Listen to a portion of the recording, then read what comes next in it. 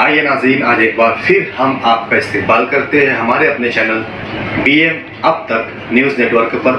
आइए मैं जाबिर शाह आपको ले चलता हूं आज फिर एक नई खबर की तरफ। जब सत्ता के आगे सवाल कमज़ोर पड़ने लग जाए तो सवाल उठाने पड़ते हैं।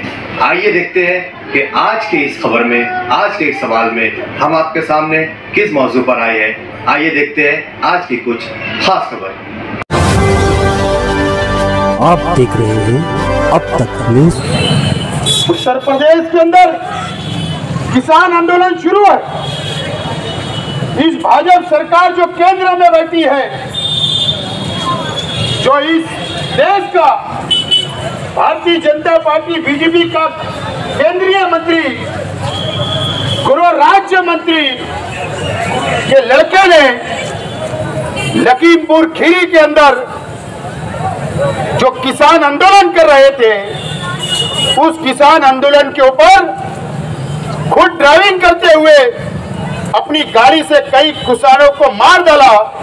गाड़ियां उनके ऊपर चला दी गई और कई किसान शहीद हो गए, कई लोग जख्मी हो गए और पूरे मुल्क के अंदर उनके खिलाफ, भाजपा के खिलाफ, योगी के खिलाफ, मोदी के खिलाफ एहतजाज शुरू हो चुका है। उसकी मजम्मत में महाराष्ट्र बंद है। आज महाराष्ट्र सरकार में 3 पार्टियां शामिल है। हमारे नेता आदरणीय शरद पवार साहब ने ऐलान किया कि जबरदस्त एहतजाज होना चाहिए, भाजपा के खिलाफ एक जगह पर आना पड़ेगा। हमने उनके आदेश का पालन किया और आज मालेगांव शहर के अंदर भी हमने बंद मनाया है। दोस्तों और साथियों, ये आंदोलन जो किसान आंदोलन चल रहा है, ये कोई जाति, कोई धर्म का नहीं है। किसान हिंदू भी होता है, मुसलमान भी होता है, सिख भी होता है, ईसाई भी होता है, पारसी भी होता है, दलित भी होता है। इसकी कोई जात और धर्म नहीं होती। किसान अगर अनाज नहीं उगाएगा, किसान अगर भाजी पाला सब्जी नहीं लगाएगा, देश की आवाम को अनाज नहीं मिलेगा, देश की आवाम को सब्जी नहीं मिलेगी, देश की आवाम को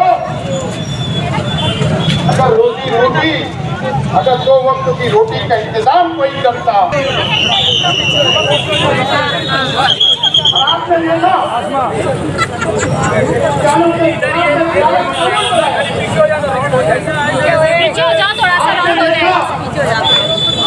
मुसलमानों के खिलाफ में ट्रिपल तलाक के नाम पर काला कानून इस देश की सरकार ने बनाया। आप लोगों ने देखा काला कानून भारत की सरकार ने मुल्क के ऊपर मुसलमानों के खिलाफ में बनाई। आपने देखा क्या हमारे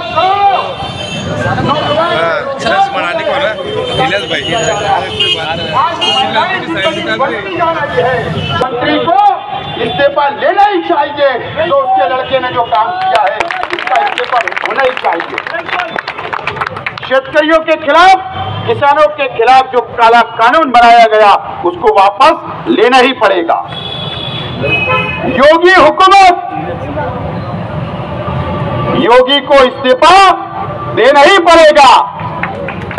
मरकजी हुकूमत से, केंद्र सरकार से और राष्ट्रपति महोदय से हमारा डिमांड है कि योगी हुकूमत को बर्खास्त कर दिया जाए।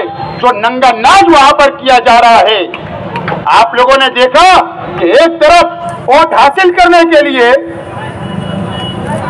मौलाना कलीम सिद्दीकी साहब को जेल के अंदर डाल दिया जाता है। क्यों डाल दिया जाता?